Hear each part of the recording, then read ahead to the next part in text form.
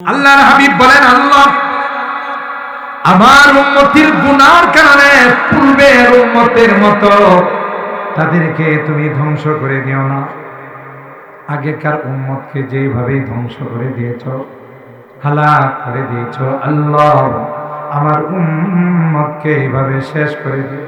নবীর দোয়ার বরকতে আল্লাহ আমাদেরকে শেষ করেন। 2 নাম্বার কারণ হলো সকল মাদ্রাসাগুলোতে ভোর রাত্রে উঠে মাসুম বাচ্চারা কোরআন তিলাওয়াত করে।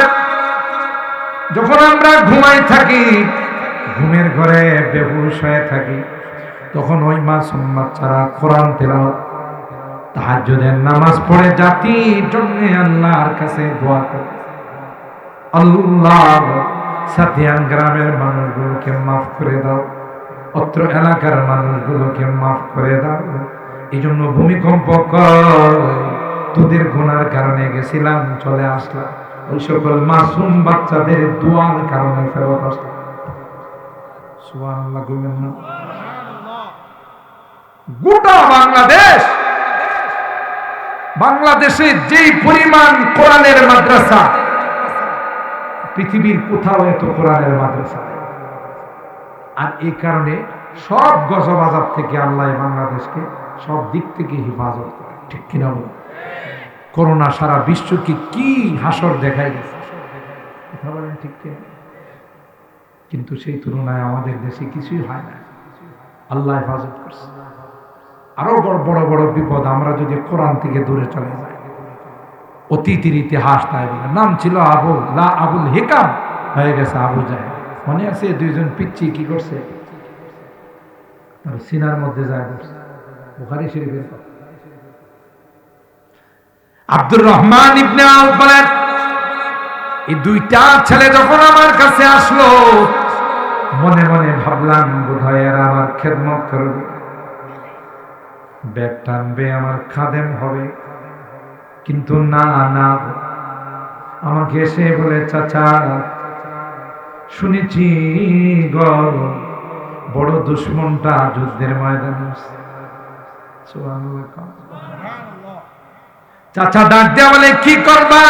মার কাছে ফোন করে আসছি, মা যতক্ষণ পর্যন্ত আবু জাহেলকে শেষ না করে, এই মা ততক্ষণ পর্যন্ত তোমার কোলে ফেরত আসবো না। আব্দুর রহমান ইবনে আউফ বলেন, কিছুক্ষণ পরে দেখলাম আবু জাহেল তার সৈনিকদেরকে কাতারবন্দি করে। আমি তখন ওই বাচ্চা 2টাকে বললাম, ওই যে দেখা যায় ইসলামের বড় দুশ্মনটাকে দেখা যায়। তিনি বলেন, আল্লাহর কসম, আমার দেখাইতে দেরি হয়, বাস পাখির মতো ঝাঁপায়া পড়তে দেরি হয় না।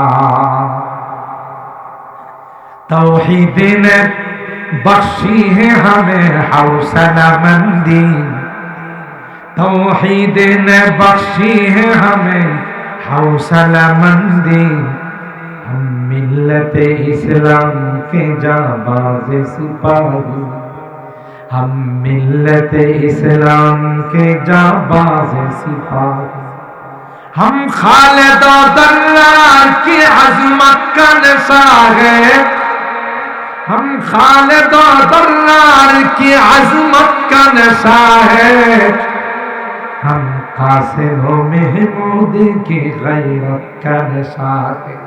अल्लाह के बंदे, रब्बना आतिहिम दिफ़ैन मिनल अज़ाब वल्अनहुम लाअनन कबीरा। যা শাস্তি আমার হবে তার ডাবল শাস্তি মা বাবাকে। উপায় থাকবে না।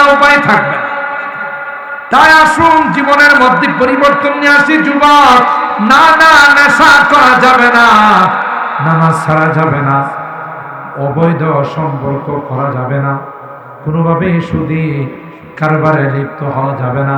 বুদল বাজারে, শরীরপুর বাজারে, নন্দনপুর বাজারে ব্যবসা করবা, হালাল ভাবে ব্যবসা করতে হবে, কাউকে ঠকানো যাবে না।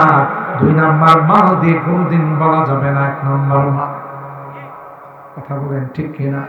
সকালবেলা দুধ বিক্রি করতে যাব, সেই দুধ দোয়ানোর সময় বালতির নিচে পানি দেওয়া যাবে না, তাইলে আল্লাহ বলবে তুই আমার বান্দাদেরকে ধোঁকা দিলে কেন? এই জীবনটা কাজে লাগবে, আর যদি অন্যভাবে চলে আল্লাহর আদালতে জবাব দিতে হবে, ঠিক কিনা বলে? লাইন শাকারতুম লাযীদান্নাকুম ওয়া লাইন কাফারতুম ইন্না আযাবী লাশাদীদ। আল্লাহ বলেন নিয়ামতের শুকরিয়া আদায় করবা, আমি আল্লাহ নিয়ামত বাড়াই দেব। আর যদি নিয়ামতের শুকরিয়া ঠিকমতো আদায় না করবা, নিয়ামত তো বাড়ানো দূরের কথা, যা ছিল তাও আমি আল্লাহ রাখবো না। লা উআযিবান্নাকুম, অবশ্যই অবশ্যই আমি আল্লাহ শাস্তির সম্মুখীন করব। ইন্না আযাবী লাশাদীদ, আমার শাস্তি কিন্তু অনেক কঠিন। বলুন তো দেখি, স্বাধীনতার নিয়ামতের শুকরিয়া আমরা কি আদায় করি? অন্য আয়াতের মধ্যে আল্লাহ বলেন আল্লাযীনা ইম্মাক্কান্নাহুম ফিল আরদ আকামুস সালাহ ওয়া আতাউয যাকাত ওয়া আমারু বিল মা'রুফ ওয়া নাহাউ আনিল মুনকার ওয়ালিল্লাহি আকিবাতুল উমুর। স্বাধীনতার নিয়ামতের শুকরিয়া হলো চারটি। এক নাম্বার হলো আকামুস সালাহ, 5 ওয়াক্ত নামাজ পড়া। বলুন তো দেখি, রাষ্ট্রের নাগরিক 3 ভাগের 2 ভাগ তো নামাজ পড়ে, 1 ভাগ হয়তো নামাজ পড়ে না। অঙ্কটা ঠিক আছে আমার? 1 ভাগও পড়ে না। কথা বলেন ঠিক কি না? জুমার দিনে সাতিয়ার মসজিদে যে পরিমাণ মুসল্লি হয়, ওয়াক্তিয়া নামাজে কি সে পরিমাণ হয়? কোথাও হয় না। বিজাতিরা করে যেদিন মুসলমানদের মসজিদে ফজরের নামাজে জুমার মতো মুসল্লি হবে, সেদিন মুসলমানদের মোকাবেলা কেউ করতে পারবে না, পারবে না। কারণ তখন তাদের নামাজের কওয়াত আর এই শক্তি তাদের সামনে দাঁড়ানোর মতো কারো সাহস হবে। আল্লাহ বলেন 1 নম্বর নিয়ামত হলো আকামুস সালাত, তোমরা 5 ওয়াক্ত নামাজ কায়েম করবে, নিজেরাও পড়বে, পরিবারের যারা আছে তাদেরকেও পড়াবে। ঘরে ঘরে মুরব্বী সারা বাকিরা নামাজ পড়ে প্রয়োজন, ঠিক বললাম? অথচ নামাজ না পড়লে যে কবিরা গুনাহ হয় এটাও আমরা জানি না। আমার এক মুসল্লি আয়েশা কয়ে, হুজুর দোয়া করে, বিপদ আপদ যায় না, একটার পর একটা বিপদ লাগেই থাকে, জানা মতো তো কোনো গুনাহ করি না। আমি বললাম যে আসলে তো গুনাহ করলে যে বিপদ আসে বিষয়টা এরকম না। কখনো আল্লাহ বান্দাকে পরীক্ষা করেন বিপদ দিয়া, সবর করেন, দোয়া করেন। এরপরে জিজ্ঞাসা করলাম 5 ওয়াক্ত নামাজ ঠিক মতো পড়েন? হুজুর ব্যস্ততার কারণে নামাজ পড়তে পারি না। বুঝলেন? নামাজ না পড়লে যে কবিরা গুনাহ হয় মুসলমান এটাও বোঝে না। কত রকমের সুদ, ঘুষ, নেশা, অস্পাড়া গায়ের মধ্যে নেশা চলে আসে। সাতিয়ান গ্রাম নেশার থেকে খালি না। এক সময় সাতিয়ান গ্রাম ছিল আদর্শ গ্রাম। সাতিয়ান গ্রাম ছিল আদর্শ গ্রাম, যে গ্রামে বছরে কয়েকবার আল্লাহর ওলি বড় হুজুরের কদম পড়ত। ঘরে ঘরে বড় হুজুরে যাইতেন, দুধ খাইতেন, দোয়া করতেন। হযরত মুফতি আযম মুফতি সাহেব হুজুর রাহিমাহুল্লাহ তিনিও এখানে আসতেন, বয়ান করতেন, ঠিক বললাম? এখন বড়দের কদম পড়ে না, তাই যত রকমের গুনাহ সব গ্রামে ঢুকে গেছে। আপনারা কি রাগ করতেছেন?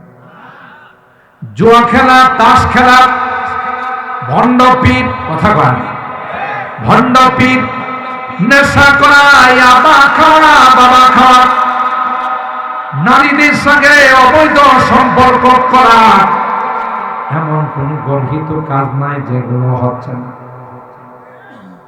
এ মুরব্বীরা, আমাদের মুরব্বীদের আমানত, আদর্শ গ্রাম আমাদেরকে তারা পুরস্কার দিয়েছেন।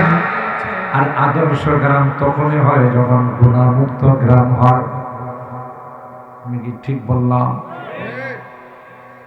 আমার আপনার সন্তান হয়তো কাহারো ভাতিজা, কাহারো ভাই, কাহারো সন্তান কেউ না কেউ এই কাজে লিপ্ত আছে। বাধা দেওয়ার দায়িত্ব হলো আমার। আমি আর আপনি যদি বাধা না দেই, তাদেরকে যদি বারণ না করি, আল্লাহর কসম আল্লাহর আদালতে আমাকে আপনাকে আসামি বানাবে। কথা কয় না? আসামি বানাবে কিনা বলেন? বলবে মালিক বাবা আমাকে কিছুই বলে নাই, আমি ভণ্ড পীররে গিয়া সেজদা দিছি, বাবা আমাকে নিষিদ্ধ করে নাই, ঠিক কিনা বলেন? মাদ্রাসায় লেখাপড়া নাই, এলেম কালাম কিছু নাই, পীর সাইজা বসে। আর পীরের কথা কি? এক জায়গায় গেছি মাহফিল করে, গিয়া দেখি খেতা সার মাজা। কিসের মাজা? আমি জীবনে কত মাজার দেখলাম, খেতা সার মাজা। এলাকার লোককে জিজ্ঞাসা করলাম, ভাই এটা তো বুঝলাম না, কই পিসাব শীতকালে যে খেতাটা ব্যবহার করত, মারা যাওয়ার পরে এটারও একটা মাজার বানাইছে, নাম দিয়েছি খেতা সার। কথা কোন ঠিক কিনা? হায় হায় আফসোস, এই মাজারের মাধ্যমে, ভণ্ড পীরদের মাধ্যমে লক্ষ লক্ষ মানুষকে ঈমান হারা করা হচ্ছে, বেঈমান বানানো হচ্ছে। কথা বলেন ঠিক? আল্লাহ বলেন এই চেহারাটা একমাত্র কেবলমাত্র শুধুমাত্র আমাকে সিজদা করার জন্য, আমার কুদরতি পায়ে তোমার এই চেহারাটা লুটিয়ে দেওয়ার জন্য আমি আল্লাহ বানাইছি। এই চেহারাটা ফেরেশতা দিয়ে বানাই নাই, আমি আল্লাহ আমার কুদরতি হাতে চেহারাটা বানাই। চোখটা আমি আল্লাহ বানাইছি, নাকটা আমি আল্লাহ বানাইছি, কান আমি আল্লাহ বানাইছি। তোমার চেহারাটা সুন্দর করে সাজাইছি রে গোলাম, ওই ল্যাংটা বাবারে সেজদা দেওয়ার জন্য নয়। কথা বল, বদনা বাবারে সেজদা দেওয়ার জন্য নয়, কল্লা সারে সেজদা দেওয়ার জন্য নয়। কথা বলেন ঠিক কিনা? আকরাবু মা ইয়াকুনুল আবদু মির রাব্বিহি আইয়াকুনা সাজিদান লিল্লাহ। হাদিসের মধ্যে কয়, বান্দা তার কপালটা যখন আল্লাহ কুদরতি পায়ে ঠেকায়, আল্লাহ ডাক দেয়া কয়, এরে ফেরেশতারা দেখে যায় আমার বান্দা আমার কুদরতি পায়ে তার চেহারাটা কপালটা ঠেকায়, সে আমায় কয় সুবহানা রাব্বিয়াল আ'লা, সুবহানা রাব্বিয়াল আ'লা। আমার জাত নাকি পবিত্র, আমি নাকি অনেক পবিত্র। সুবহানাল্লাহ। এ ফেরেশতারা তোমরা সাক্ষী থাকো, আমার বান্দা বান্দি সিজদা দিতে দেরি হয়, আমি আল্লাহ তার জীবনের গুনাহগুলো মাফ করতে দেরি হয় না। গোলাম তার আব্দিয়ত, তার গোলামিও প্রকাশ করবে, এটাই তার সবচেয়ে বড় উপাধি। ঠিক কিনা? বুজুর্গি কি নাহি হামকো জরুরত, বুজুর্গি কি নাহি হামকো জরুরত, গোলাম আপনা বানা হামকো খুদায়া। বড় ওলি হওয়ার দরকার নেই। আল্লাহ তুমি তোমার গোলামের লিস্টের মধ্যে আমার নামটা লিখো। সুবহানাল্লাহ। আল্লাহর হাবিব বলেন, আমার সবচেয়ে দামি লকবটা হলো আনা আব্দুল্লাহি ওয়া রাসূল, আমি আল্লাহর গোলাম। সুবহানাল্লাহ। বলে আমি আল্লাহর গোলাম। আল্লাহর গোলাম হওয়া, এই সিজদা, এই কপাল কোন মুরব্বির সামনেও নত করার পারমিশন নাই। কদম বসি ইসলামে জায়েজ নাই। আমরা যখন এক সময় বলি, এই তোর মামা, এই তোর চাচা শ্বশুর, এই মামা শ্বশুর, সালাম কর, সালাম না, এই সালাম করার পারমিশন ইসলাম দেয়। সালাম করতে গেলে পায়ের মধ্যে মাথা নত করা লাগে। এই মাথা বাবা মা কারো সামনে নত করা লাগে। আর এই চেহারাতে আপনি তার টিচার হতে পারেন, শিক্ষক হতে পারেন, মা হতে পারেন, বাবা হতে পারেন, অভিভাবক হতে পারেন। সাবধান, কোনোদিন চেহারাতে টাচ করবেন না। আল্লাহর আদালতে আপনাকে আসামি না লা তাজরিবিল ওয়াজহা, হাদিসের শব্দ, যে চেহারাতে মারবা না। রাগ করে অনেক সময় উস্তাদের গালে থাপ্পড় মারে, নো, এটা এলাও না। এটার জন্য আল্লাহর আদালতে আপনাকে আসামি বানাবে। কেন? এই কপালটা একমাত্র কার জন্য? বলেন কার জন্য? কষ্ট বেশি হইতেছে না তো? আবার বদুয়া দিবেন না তো? আল্লাহ আমাদের সকলকে হেদায়েত নসিব করেন, আমিন বলেন। সন্তান বহুত বড় নিয়ামত। এই নিয়ামতের যদি সঠিক ব্যবহার না হয়, এই সন্তানে আল্লাহর আদালতে আমার আপনার নামে মামলা করবে। যে সন্তান জান্নাতে যাওয়ার কারণ, যে সন্তানকে আল্লাহ শিখাইছে তোর আব্বা আম্মা মারা গেল, তুই আমার কাছে দোয়া কর, রব্বিরহামহুমা কামা রব্বায়ানি সগীরা। কোরআনে যতগুলো দোয়া আল্লাহ শিখাইছেন, মুফাসসিরিনে কেরাম কয় আল্লাহ কবুল না করলে দোয়া শিখাইতেন না। আল্লাহ কবুল করবেন বলে আল্লাহ সরাসরি বলেন দোয়া কর। ও মালিক, আমার মা বাবা আমাকে ছোট কালে যেইভাবে আদর স্নেহ মায়া মমতা সোহাগ দিয়ে বড় করেছে, আজকে নাই রে তোমার কুলের মধ্যে কবরস্থানে দিয়ে আসে, মা নাই বাবা নাই, আল্লাহ মেহেরবানি করে আমাদেরকে যেমন ছোটকালে লালন পালন করছে, আদর স্নেহ মায়া মমতা দিয়ে আমাদেরকে বড় করছে, আল্লাহ তোমার কাছেও তোমার কুলেও মা বাবাকে উঠাই দিয়ে গেলাম, তুমিও তাদেরকে রহমতের কুলে ওইভাবে লালন পালন করলো যেইভাবে ছোটকালে মা বাবা আমাদেরকে লালন পালন করছে। ঠিক না বেটি? দোয়া তো জানতে। জানাজার মাঠে সবাই দাঁড়ায় রয়েছে, ছেলে বিসিএস ক্যাডার, অনেক উচ্চ শিক্ষিত, আসছে ঢাকা থেকে, দেরি হয়ে গেছে যানজটে। সবাই বলতেছে তাড়াতাড়ি আসো, তোমার জন্যই তো আমরা দাঁড়াই রয়েছি। হ্যাঁ কয় কি আই এম সরি, কাপড়টা ঠিক নাই, আপনারা জানাজাটা পয়রা নেন।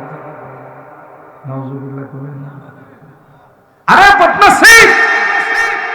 বাবাকে বিদায় দেওয়ার মতো তোর কাছে পাক পবিত্র কাপড় নাই, তুই তো শুধু খাড়ায় খাড়ায় পেশাব করছিস। কিসের মা বাবাকে তুই দোয়া দিবি? কিসের? তোর দ্বারা নাজাতের ওসিলা পাবি।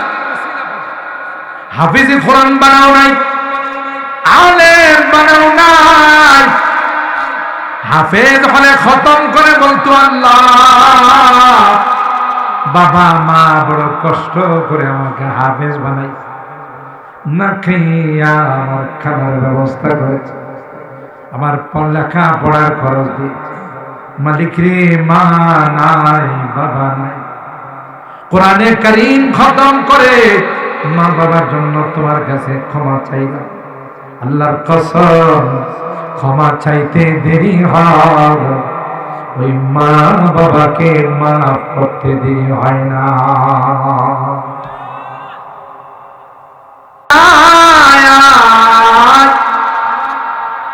তোর সন্তানের দোয়ার কারণে আমি তোকে মাফ করে দিলাম, আল্লাহু আকবার।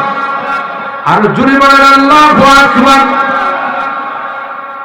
দুনিয়াতে তোর সন্তান তোর জন্য দোয়া করছে, আমি আল্লাহর কাছে ক্ষমা চাই। কোরআন খতম করছে রে, শুক্রবার হলে গুরুস্থানে গিয়া জিয়ারত করছে, তোর জন্য দোয়া করছে। তাই তোর সন্তানের দোয়ার কারণে, তোর সন্তানের ইস্তেগফারের কারণে আমি আল্লাহ তোকে মাফ করে দিলাম। কেন? ওই তার মধ্যে কি আছে? দোয়া করার মতো যোগ্যতা আছে। আর ভাইরা, এই জন্য 1 নম্বর কাজ হলো ইকামুস সালাত। স্বাধীনতার বিজয়ের দিবস 16 ডিসেম্বর মহান বিজয় দিবস। ডিসেম্বর মাস চলতেছে, বিজয় দিবস আসলে আমরা দুলতলা বাজার জাহাঙ্গীরনগর বিশ্ববিদ্যালয়ের পাশে নবীনগরে স্মৃতিসৌধের মধ্যে গিয়ে 1 মিনিট নীরবতা পালন। নারে না দান, এটা নিয়ামতের শুকরিয়া নয়, যাদের কারণে স্বাধীন বাংলাদেশ পাইলাম, স্বাধীন নাগরিক হলাম। 3 বার কুল হুয়াল্লাহ পড়ে তাদের আত্মার মাগফিরাতের জন্য দোয়া করো, নামাজ কায়েম করো। আল্লাহর কসম করে বলি, রাষ্ট্রীয় আইনে যদি নামাজকে বাধ্যতামূলক করা হতো, না না, এদেশে যা ব্যবসা করবে, চাকরি করবে, নামাজের টাইমে কোনো অফিস খোলা থাকবে না, নামাজের টাইমে কোনো দোকানপাট খোলা থাকবে না। বাধ্যতামূলক যদি নামাজ করে দেওয়া হয়, আমি যদি কসম করে বলি আমি হানেস হব না, তাইলে এই বাংলাদেশে কোনো দুর্নীতি থাকতো না, বাংলাদেশে চুরি ডাকাতি থাকতো না, 2 নম্বরই থাকতো না। কারণ কোরআনে আল্লাহ কয়, ইন্নাস সালাতা তানহা আনিল ফাহশাই ওয়াল মুনকার ওয়া লাযিকরুল্লাহি আকবার ওয়াল্লাহু ইয়া'লামু মা তাসনাউন। একমাত্র নামাজ এমন ইবাদত, যে ইবাদতে সব রকমের অশ্লীলতা, বেহায়াপনা, গর্হিত কাজ থেকে মানুষকে বিরত রাখে।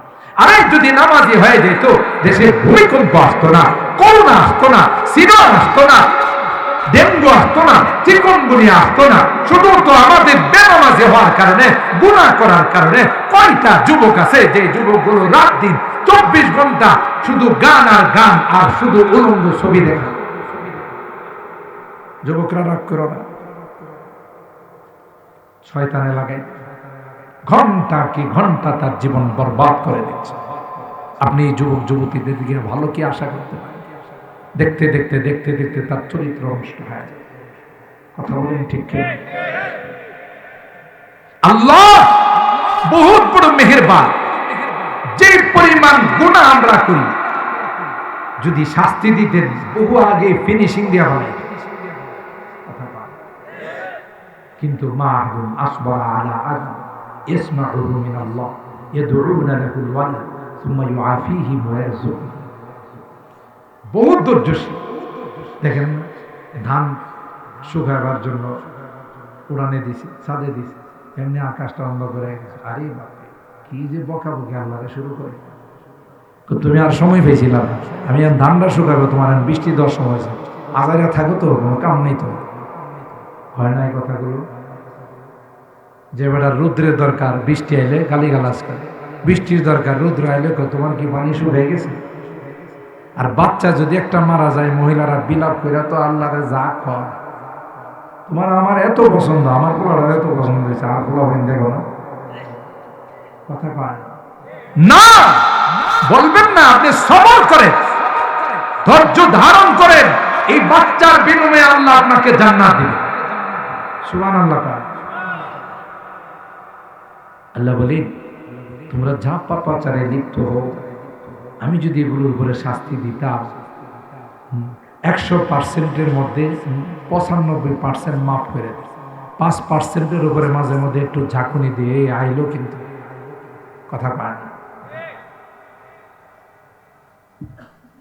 আল্লাহ বলেন, তোমরা যে পথে চলতেছো এটা নাজাতের পথ না, এটা জান্নাতের পথ না।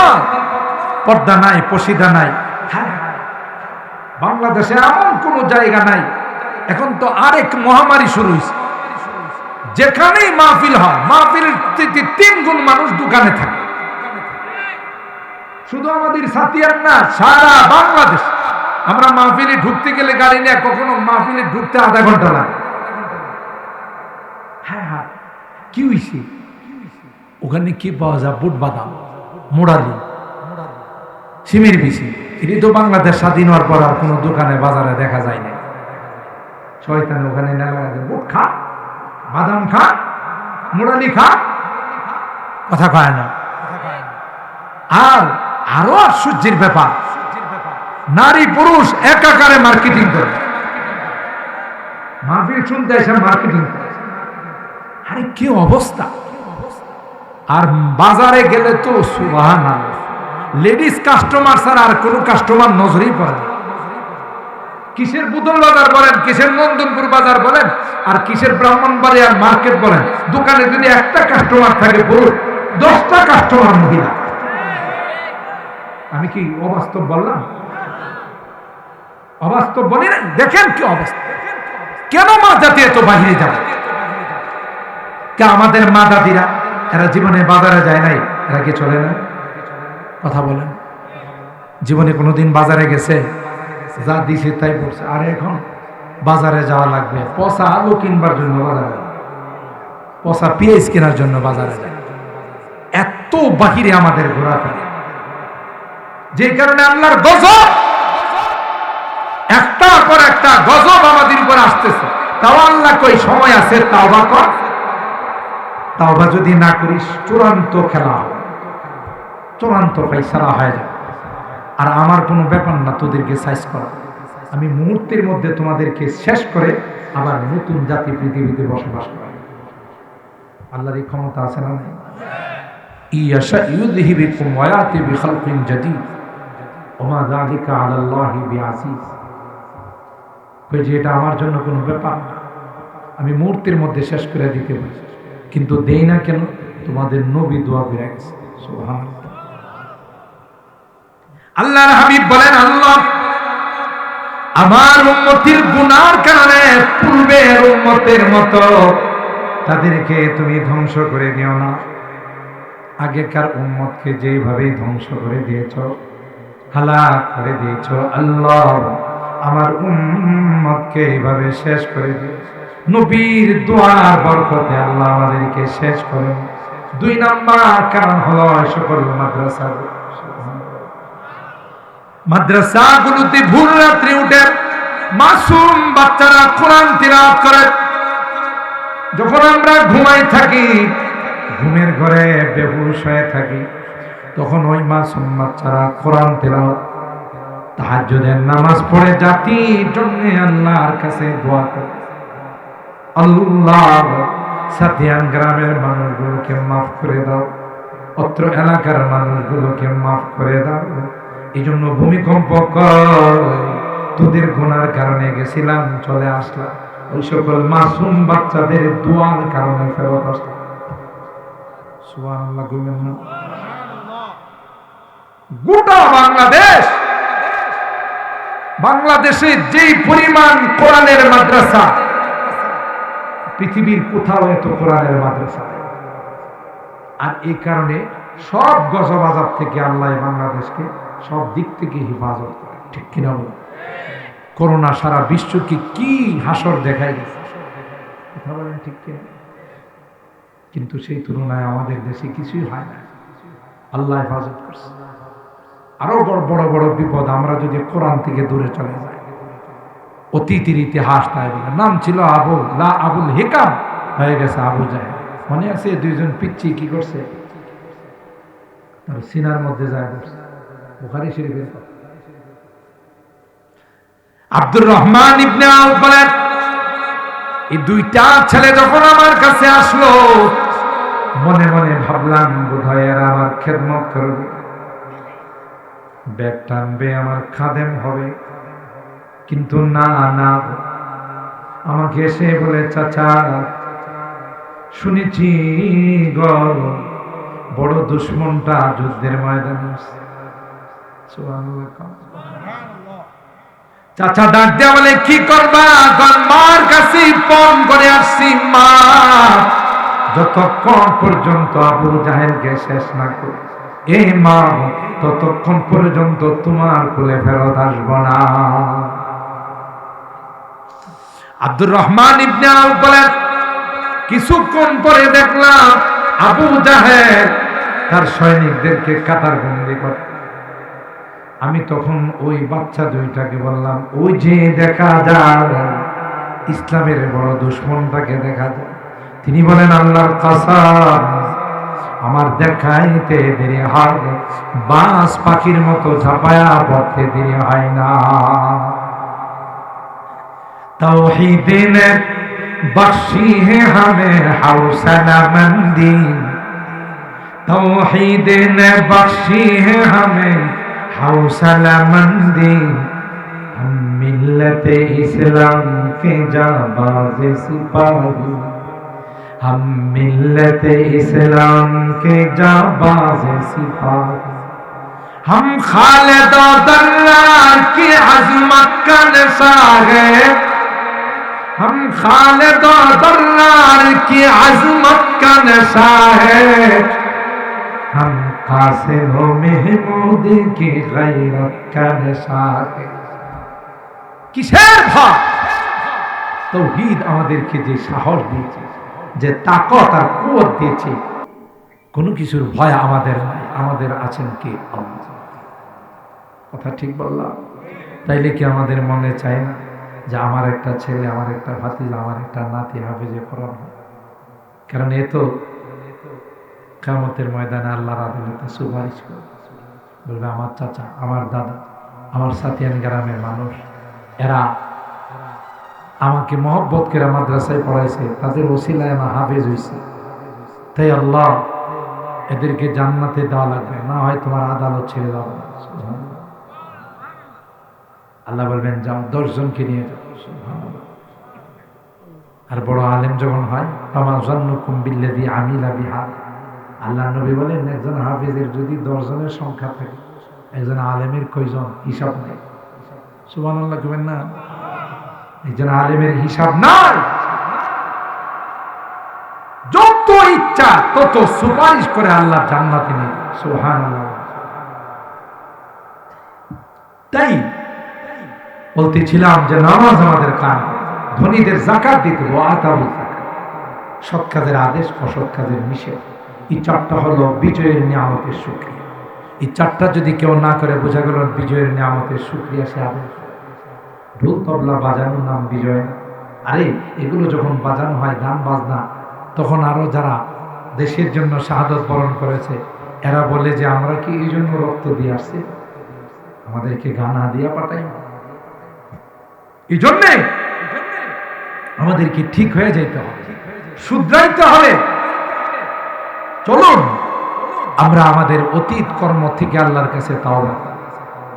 চলুন আমাদের সন্তানরা কে কোন জায়গায় যাচ্ছে, কার সাথে কার কি সম্পর্ক, কে নেশা করতেছে, কে নামাজ পড়ে না, এগুলো খোঁজ খবর নেই।